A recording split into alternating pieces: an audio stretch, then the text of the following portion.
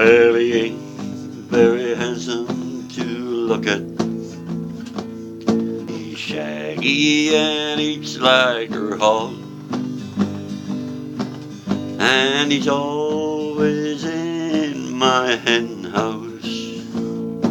That dirty old egg-sucking dog. Egg-sucking dog. Gonna stomp you into the ground if you don't stop eating my eggs up,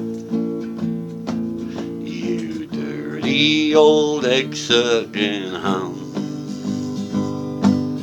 If you don't stop killing my chickens, though I'm not a real bad guy,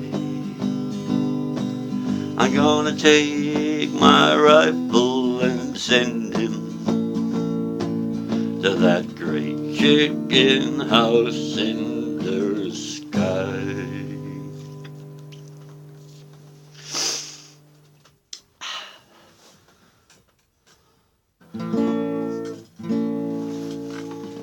There's a lot of strange men in Cell Block 10. Strangest of them all was a friend of mine who spent his time staring at the wall, staring at the wall. In his hand was a note that his gal had wrote, proving that crime don't pay,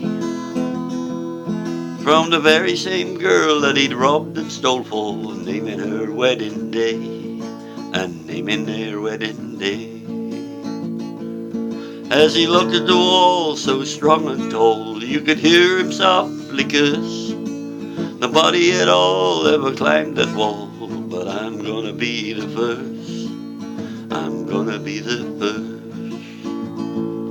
Just then the warden walked by and said, son, don't try. I'd hate to see you fall, 'cause there is no doubt they'll carry you out if you ever touch that wall. If you ever touch that wall. Oh, well, a year's gone by since he made his try, and I can still recall how hard he tried and the way he died, but he never made that wall. He never made that wall. Well, there's never been a man who ever shook this can, but I know a man who tried. The newspaper said it was a jailbreak plan, but I know it was suicide. I know it was suicide.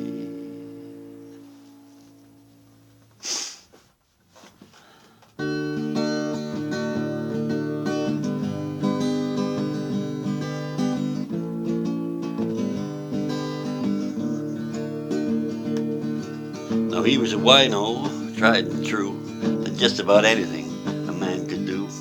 He worked on freighters, he worked on cars, he worked on farms, and he worked in bars. Well, it was a white bolt wine that gave him that look in the eye, the kind a grown man gets when he wants to cry.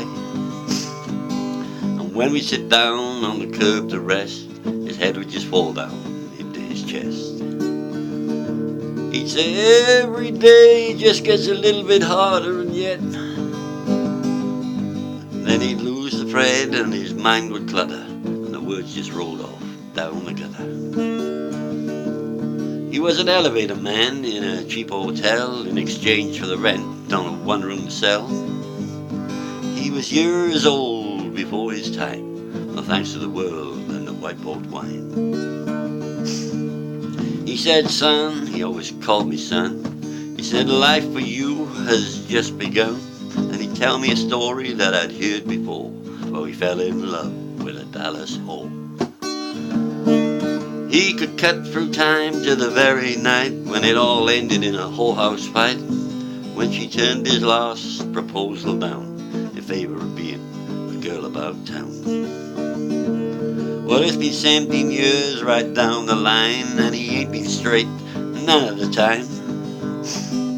Too many days of fighting the weather, too many nights of not being together. so he died. Let him roll, boys, let him roll. I bet he's gone to Dallas, rest his soul.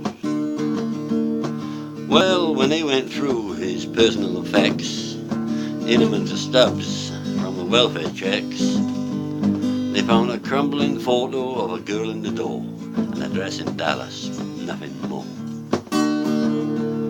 Well, the welfare they provided the priest, and a couple from the mission down the street sang Amazing Grace, but nobody cried except the woman in black way off to the side. Well, we all left and she was standing there, her black veil covering her silver hair. And old one-eyed John said her name was Alice. She used to be a whore in Dallas.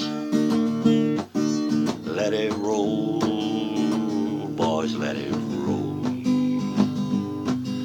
I bet he's gone to Dallas, rest his soul.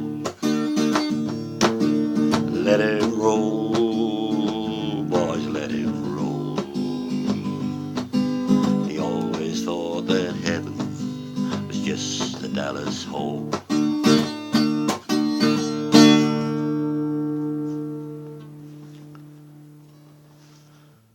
On that bombshell,